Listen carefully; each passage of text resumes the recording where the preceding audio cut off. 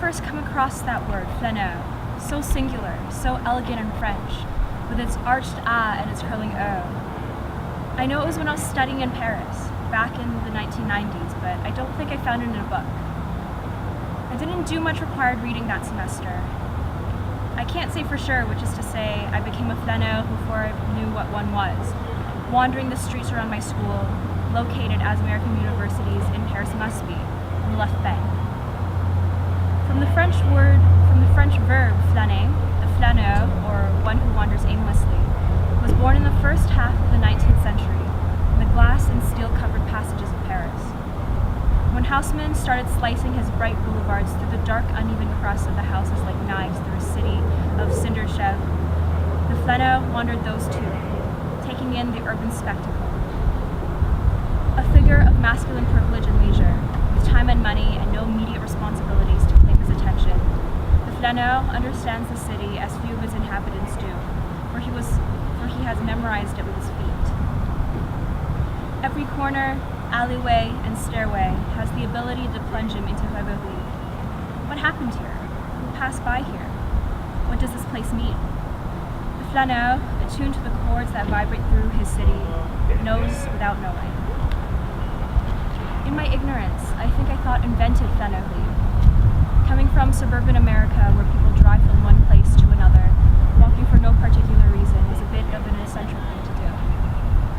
I could walk for hours in Paris and never get anywhere, looking at the city, looking at the way the city was put together, glimpsing its unofficial history here and there, a bullet in the facade of an hôtel particulier, left over stenciling way up on the side of a building for a flower company, or a newspaper that no longer existed, which some inspired graffiti artist had used as an invitation to add his own work, or a new row of cobblestones revealed by roadworks, several layers below the crust of the current city, slowly rising ever upward. I was on the lookout for residue, for texture, for accidents and encounters and unexpected openings. My most meaningful experience with the city was not through its literature, its food, or its museums, not even through the soul-scarring affair I carried on in a garret near the Bourse, but through all that walking. Somewhere in the 6th arrondissement, I realized I wanted to live in a city for the rest of my life, and specifically in the city of Paris. It had something to do with the utter, total freedom unleashed from the acting of putting one foot in front of the other. I wore a groove into the boulevard of Montparnasse as I came and went between my flat and the Avenue de Saxe, and school on the Rue de Chevreuse. I learned non-textbook French from the names of restaurants in between. Les Azous, named for a kind of jazzy 1940s hepcat in a plaid blazer and a quiff. Restaurant Sud-Ouest ici, which taught me the French equivalent of en pot. And from a bakery called Pomme de Pain, I learned the word for pine cone, pomme de pain, though I never learned why that was a pun worth making. I bought orange juice on the way to class every day at a pretzel shop called Duchesse Anne and wondered who she was and what her relationship to pretzels was. I pondered the distorted French conception of American geography that resulted in a Tex-Mex restaurant called Indiana Cafe.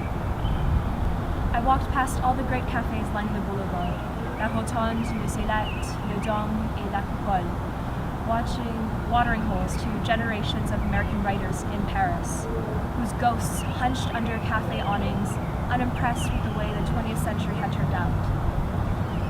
I crossed over the Rue de Vavin with its eponymous cafe, where all the cool lycéens were when they got out of school.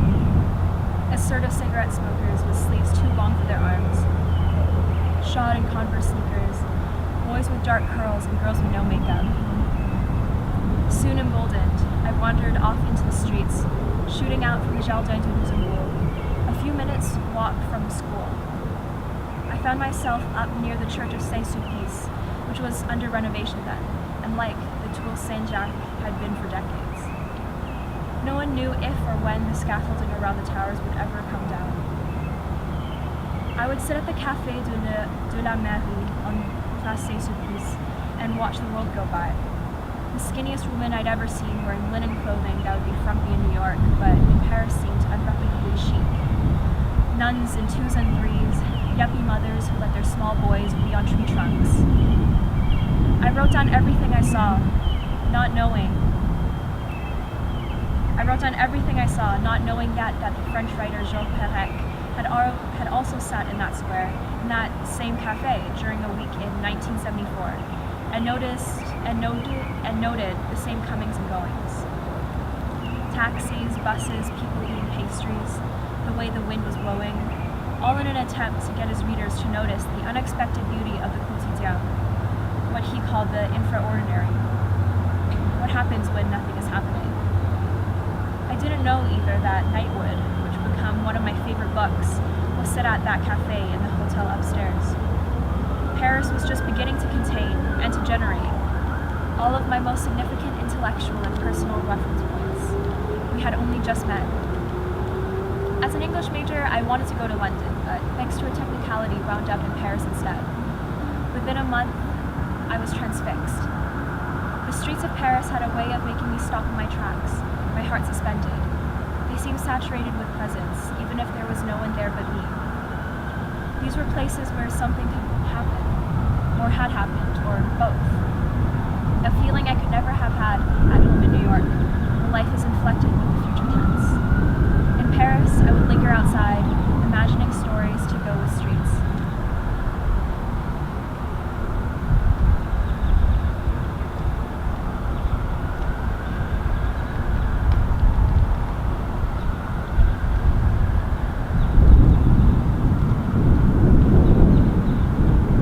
In those 6 months, the streets were transformed from places in between home and wherever I was going into a great passion.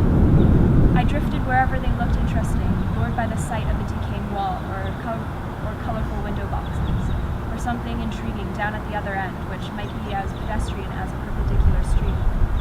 Anything, any detail that suddenly loosens itself would draw me towards it. Every turn I made was a reminder that the day was mine and I didn't have to be anywhere I didn't want to be. I had an astonishing immunity to responsibility because I had no ambitions at all beyond doing only that which I found interesting.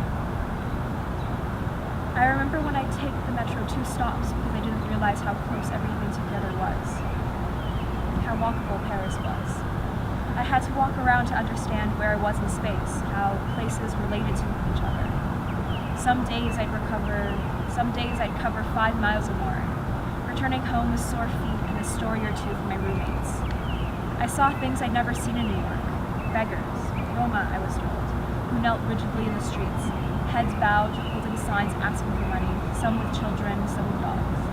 Homeless people living in tents, under stairways, under arches. Every quaint Parisian nook had its corresponding misery. I turned off my New York apathy and gave what I could. Learning to see meant not being able to look away. To walk in the streets of Paris was to walk the thin line of fate that divided us from each other.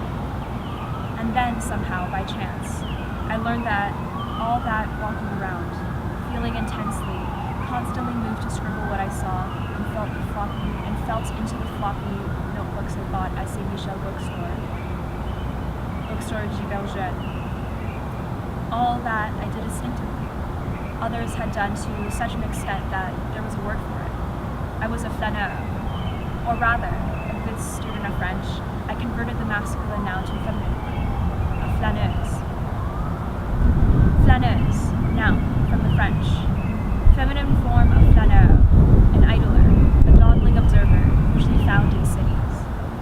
That is an imaginary definition. Most French dictionaries don't even include the word. The 1905 Littré does make an allowance for flâneur or flâneuse, qui flâne. The Dictionnaire Vivant de la Langue Française defines it, believe it or not, as a kind of lounge chair. Is that some kind of joke? The only kind of curious idling a woman does is lying down. This usage, slang of course, began around 1840 and peaked in the 1920s, but continues today.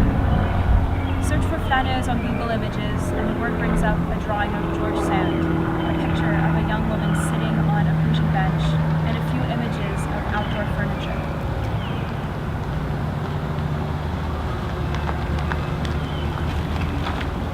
Back in New York for my final year of university, I enrolled in a seminar called The Man of the Crowd, The Woman in the Street. It was the second half of the title that interested me. I was hoping to build a genealogy, or a sisterhood, for this was a central new hobby of mine. The notion of the flâneur as someone who has slipped the bounds of responsibility appealed to me, but I wanted to see where a woman might fit into the cityscape. As I began researching my senior thesis on Zola's Nana and Dreiser's sister Carrie, I was startled to find that scholars have mostly dismissed the idea of the female flâneur. There is no question of inventing the flâneuse, wrote Janet Wolfe in an oft-quoted essay on the subject. Such a character was rendered impossible by the sexual divisions of the 19th century. The great feminist art historian Griselda Pollock agreed. There is no female equivalent of the quintessential masculine figure, the flâneur. There is not and could not be a female flâneuse. The Urban Observer has been regarded as an exclusively male figure, noted Deborah Parsons. The opportunities and activities of flânerie were predominantly the privileges of the man of means, and it was hence implicit that the artist of modern life was necessarily the bourgeois male. In Rebecca Solnit's Wanderlust, A History of Walking, she turns away from her peripatetic philosophers, flâneurs, or mountaineers to ask why women were not out walking too. This woman in the street, according to the critics, was most likely a streetwalker. So I did a bit more reading and came upon two problems with this idea of the flâneuse as prostitute. Firstly, there were women on the street who weren't selling their bodies. And secondly, there wasn't anything like the flâneuse's freedom in the street's prowler's prowl. Prostitutes didn't have free range over the city. Her movements were strictly controlled.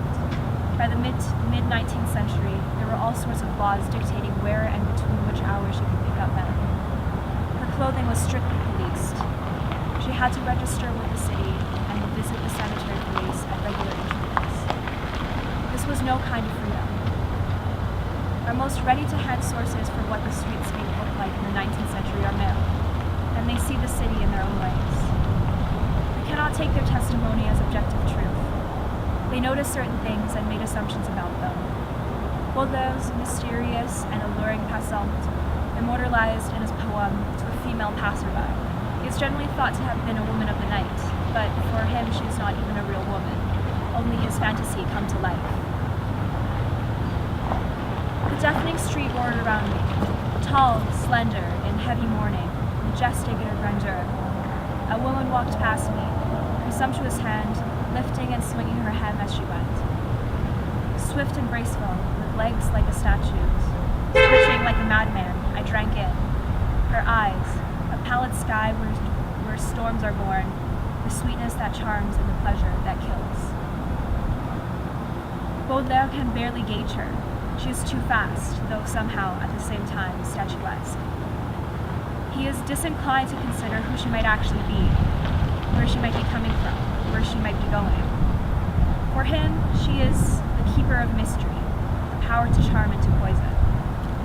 Of course, the reason the flâneuse was discounted from histories of city walking had to do with the social conditions of women in the 19th century, when our ideas about the flâneur were codified. The earliest mention of a flâneur is in 1585, possibly borrowed from the Scandinavian noun flâna, a person who wanders. A person, not necessarily a male one. It doesn't really catch on until the 19th century, and this time it's gendered. In 1806, the flâneur took the form of Monsieur Bonhomme, a man about town who comes from sufficient wealth to have the time to wander the city at will, hanging out in cafes and watching the various inhabitants of the city at work and at play. He is interested in gossip and fashion, but not particularly in women. In an 1829 dictionary, a flâneur is a man who likes to do nothing, who relishes idleness. Balzac's flâneur took two main forms, that of the common flâneur, happy to aimlessly wander the streets, and the artist flâneur, who poured his experiences of the city into his work. This was the more miserable type of flâneur, as Balzac notes in his 1837 novel Ces Alpes Photos, just as frequently a desperate man as an idle one. Baudelaire's flâneur is an artist who seeks refuge in the world, modeled on his favorite painter, Constantin Guise, a man who ambled about town, might have fallen into obscurity had Baudelaire not made him famous. Edgar Allan Poe's short story, The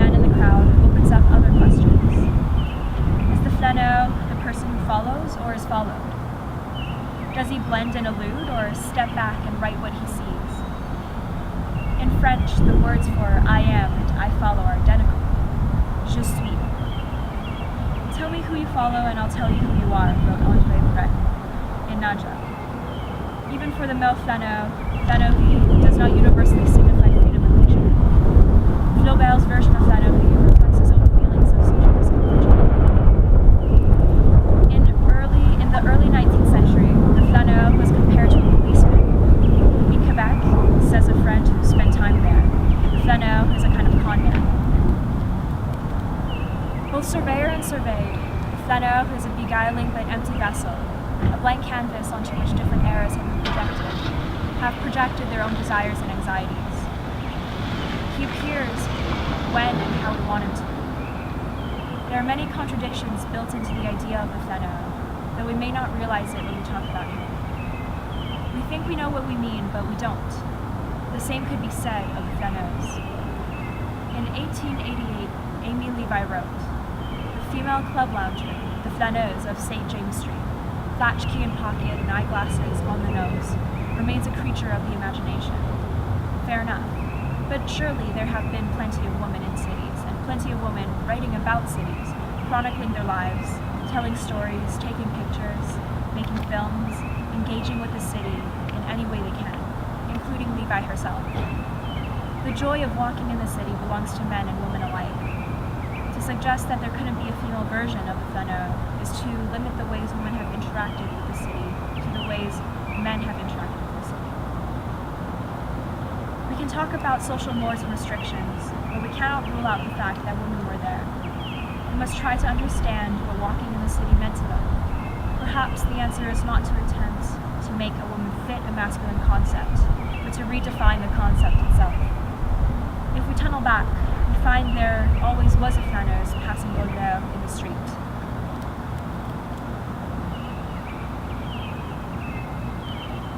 If we read what women had to say for themselves in the 19th century, we do find that bourgeois women out in public ran all sorts of risks to their virtue and their reputations. To go out in public alone was to risk disgrace.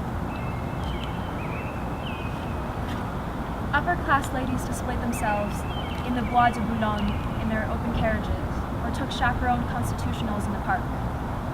The woman in the close carriage was a figure of some suspicion, as the famous carriage scene in Madame Bovary attests.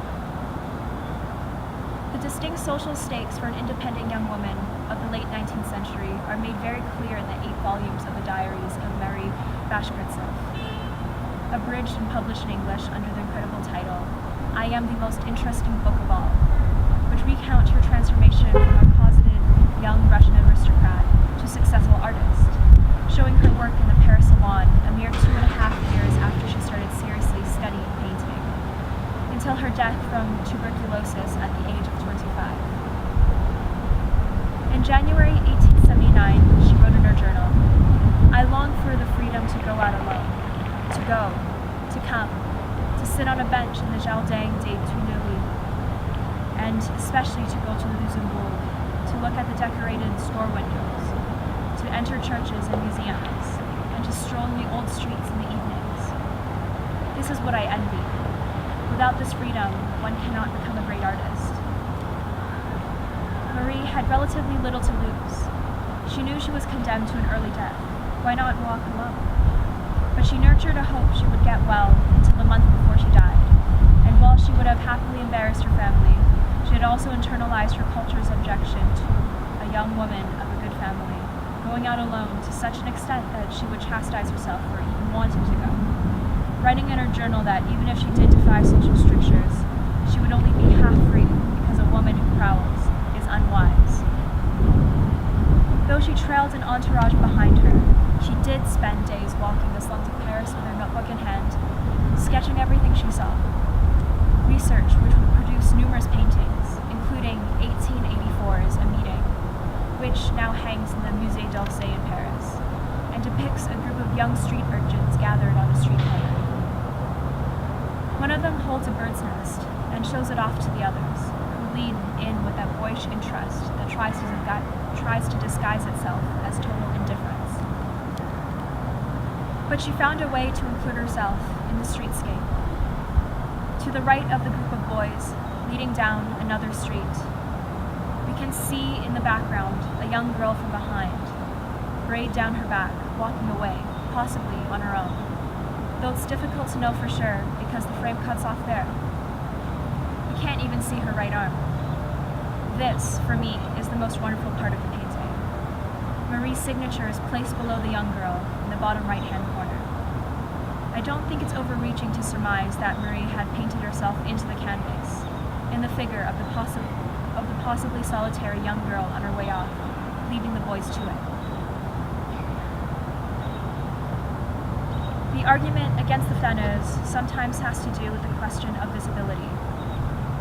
It is crucial for the Flâneur to be functionally invisible, writes Luc Sant, defending his own gendering of the Flâneur as male and not female. This remark is at the same time unfair and cruelly accurate. We would love to be invisible the way a man is. We're not the ones who make ourselves visible, in the sense that Sant means, in terms of the stir a woman alone in public can create. It's the gaze of the Flâneur that makes the woman who would join his ranks too invisible to slip by unnoticed. But if we're so conspicuous, why have we been written out of the history of cities? It's up to us to paint ourselves back into the picture in ways we can live with.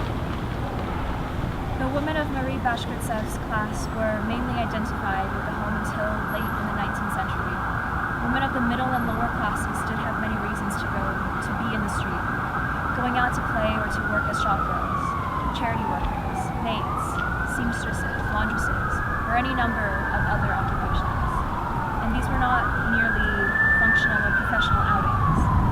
In his vivid picture of working class women's lives in the study of Paris in the 18th century, David Garrioch shows, in a way, the streets belong to women.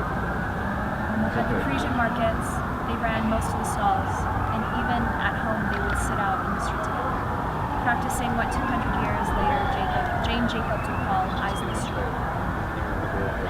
They kept an eye on what was going on and were often the first to intervene in quarrels, plunging in to separate men who were fighting. Their commentary on the dress and behavior of the passers-by was itself a form of social control. They knew more about what was going on in that neighborhood than anyone.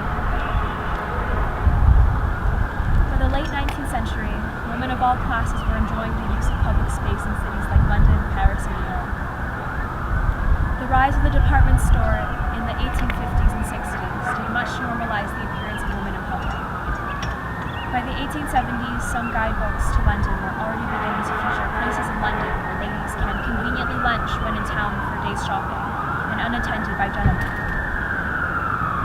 James Tissot's series of the 1880s, 15 Portraits of the Parisienne, depicts women in the city doing all kinds of things.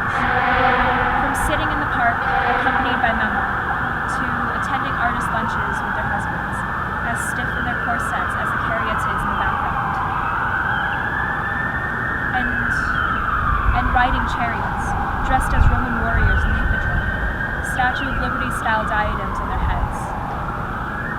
His 1885 canvas, The Shop Girl, takes the viewer right into the painting. The eponymous shop girl, tall and thin, soberly dressed in black, holds the door open to us, in welcome or in respectful adieu. On the table is a disheveled pile of silky fabric. A ribbon has fallen to the floor. The painting aligns with women in public with the crass commercialism of the marketplace. The painting aligns women in public with the crass commercialism of the marketplace. But it is also suggestive of loose moors and intimate disarray, of ribbons fallen to floors in other, more private interiors.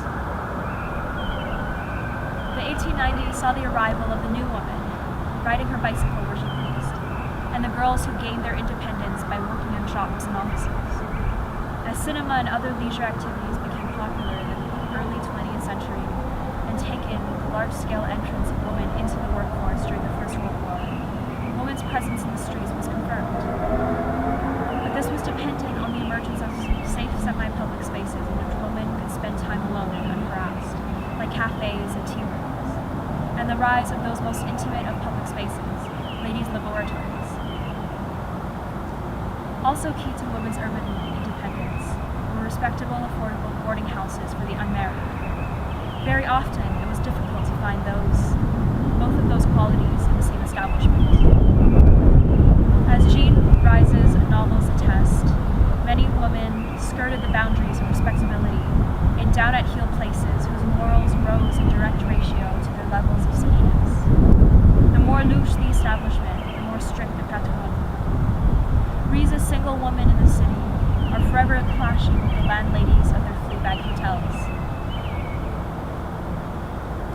The names a city bestows on its landmarks, especially its streets, are reflections of the values it holds, which change over time.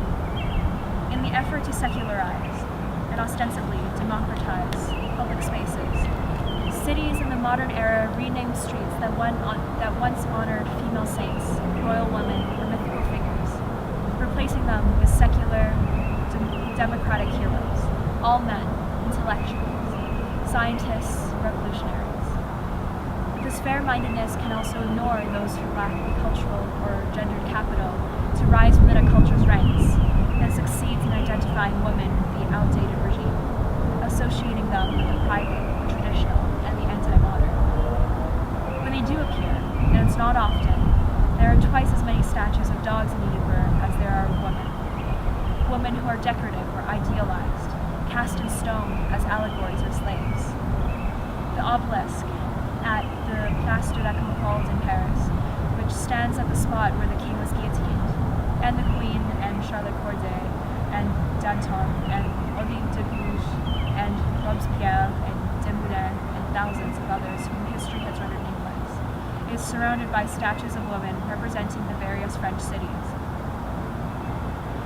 The model for James Poitier's sculpture of Strasbourg was alternately said to be Victor Hugo's mistress, Juliette Drouet, or Gustave Flaubert's Louise Colette, which is why I like to think of the statue as an allegory not only of Strasbourg, but of all the mistresses of great writers and artists, who scribbled and painted, and they never get out of their lovers' shadows, though they sit at the center of Paris in broad daylight, abstracted into a city fought over by two nations. In 1916, Virginia Woolf reviewed E.B. Lucas's London Revisited for the Times Literary Supplement. In his account of London, past and present, Lucas includes a catalogue of monuments in the city. But he omits one in particular, and Woolf asks, why is there no mention of the woman with an urn which fronts the gates of the Foundling Hospital? She kneels there still, their picture, on a traffic island, across from Gorham's Field, atop a modern-looking drinking fountain. The sculpture is unknown. Dressed in some kind of toga or tunic, with curled hair and coils down her neck, she is sometimes called the water bearer, or the woman of Samaria, after the woman who spoke with Jesus at a well and recognized him as a prophet. Walk through the streets of any big city, and if you're paying attention, you'll notice another kind of woman standing around, immobilized. The French director Agnès Varda made a short film in the 1980s, Les Dites Caryatides, the so-called caryatides, in which she and her camera wander around Paris looking for examples of the architectural oddity that is the caryatid, the stone woman who serve as load-bearing columns, holding up the great buildings of the city. They're all over Paris, these caryatids. They come in sets of 2 or 4, and sometimes many more than that, depending on the building's ostentation. Sometimes they're male. These are called Atlas, named for Atlas, who holds up the world. The male caryatids, Varda observes, are shown with muscles bulging, while the females are all lithe and lissom, posing elegantly, effortlessly. If they find the building too much to bear, we'd never know it from looking at them. But then, we never really look at them. Varda's film concludes with an enormous caryatid in the third arrondissement, so large it takes up 3 stories of a building on the busy Rue de Tourneau. She asks the people in the neighborhood what they think of the stone woman. They haven't even noticed she was there. As the writer Robert Musil once pointed out, it is the nature of monuments to go unnoticed. Doubtless, they have been erected to be seen here, even to attract attention,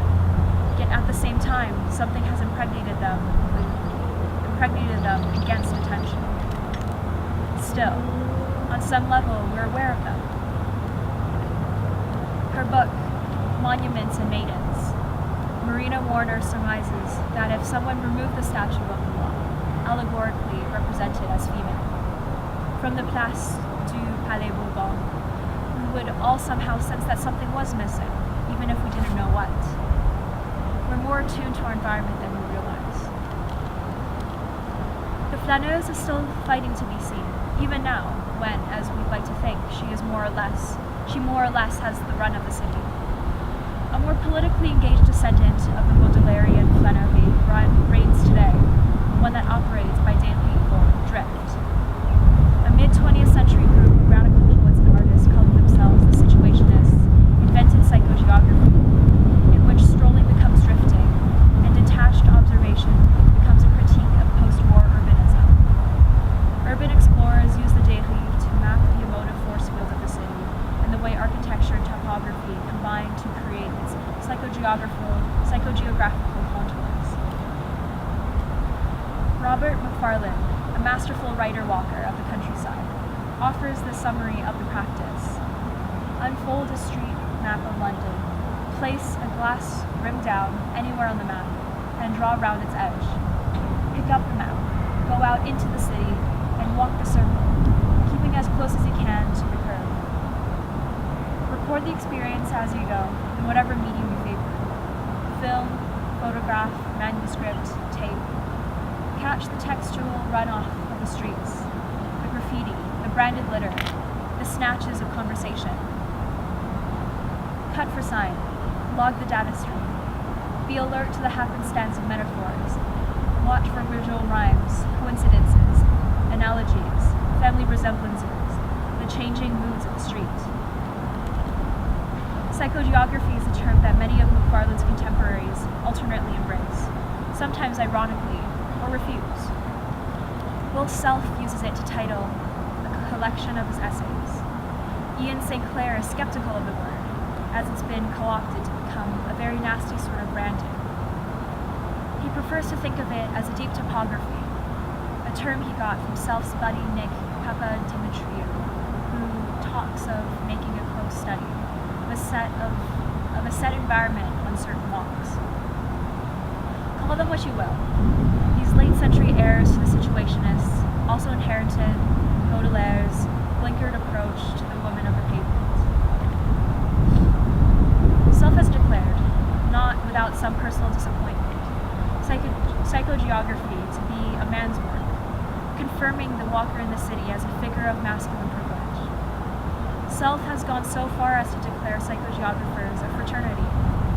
Middle-aged men in Vortex, armed with notebooks and camera, stamping out routes on suburban train platforms, politely requesting the operators of tea kiosks in mossy parks to fill our thermoses, querying the destinations of rural buses, prostate swelling as we crunch over broken glass, behind the defunct brewery on the outskirts of town. Really, he doesn't sound very different from Louis Ward, defining the Flâneuse in 1841. Good legs, good ears, and good eyes. These are the principal physical advantages needed for any Frenchman to be worthy of the Club of Flâneuse as soon as we start with.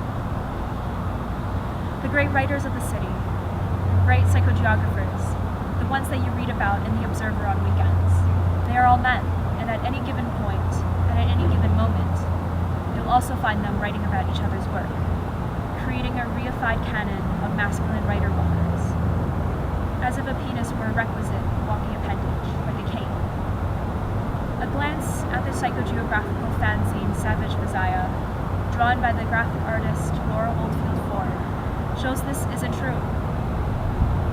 Ford walks all over London, verging from the inner city out to the suburbs, and the sketches she creates out of what she sees reveal a capital surrounded by Bullardian suburbs, cubes of housing estates, disused, temporary structures, anchors in a city of litter, refuse anchor.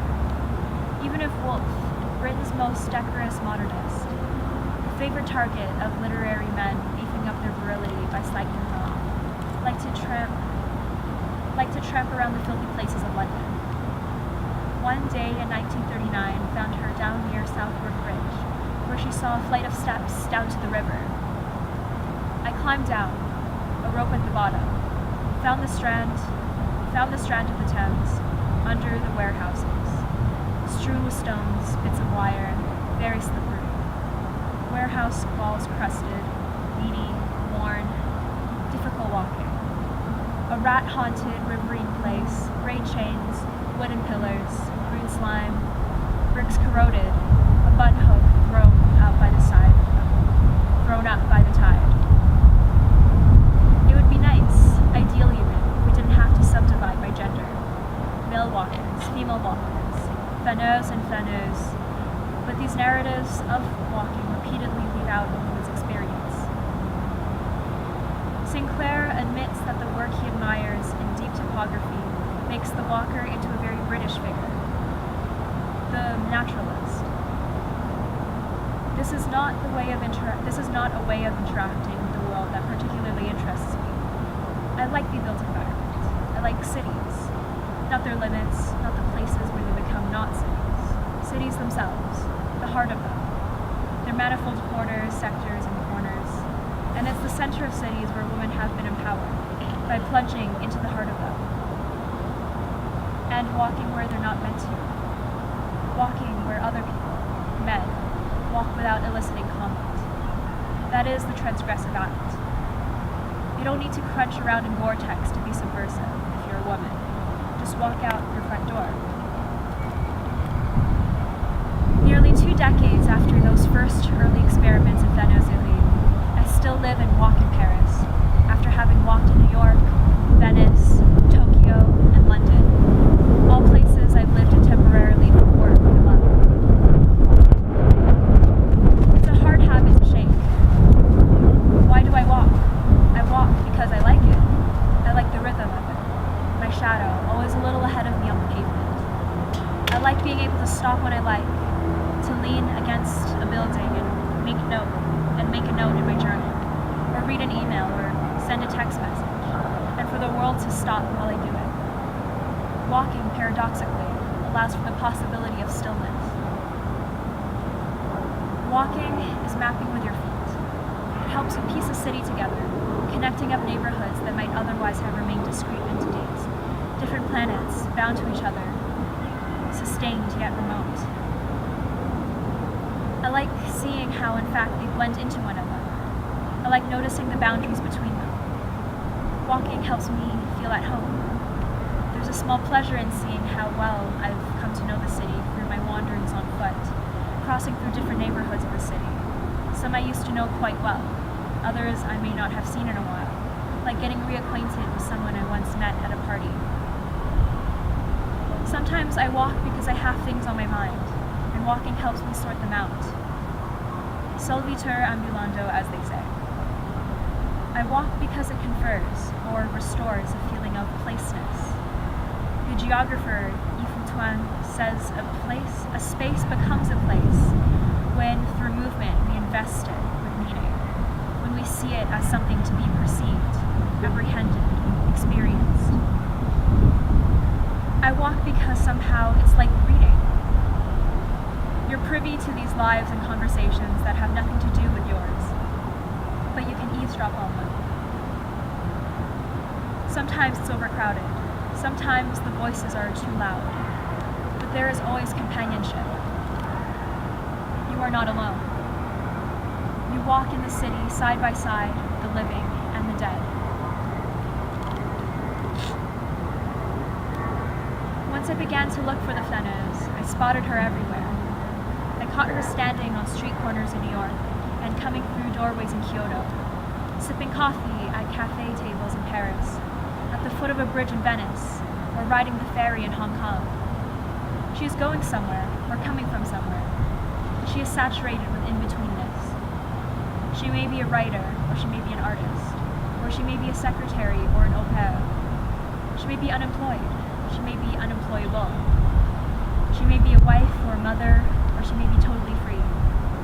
She may take the bus or the train when she's tired, but mostly she goes on foot. She gets to know the city by wandering its streets, investigating its dark corners, peering behind facades, penetrating into secret courtyards.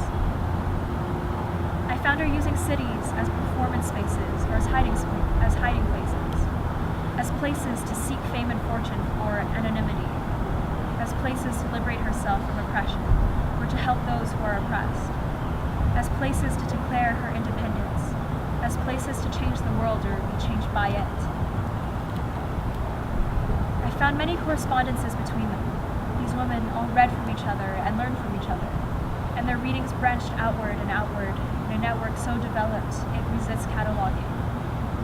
The portraits I paint here attest that the Flâneuse is not merely a female flaneur, but a figure to be reckoned with and inspired by, all on her own.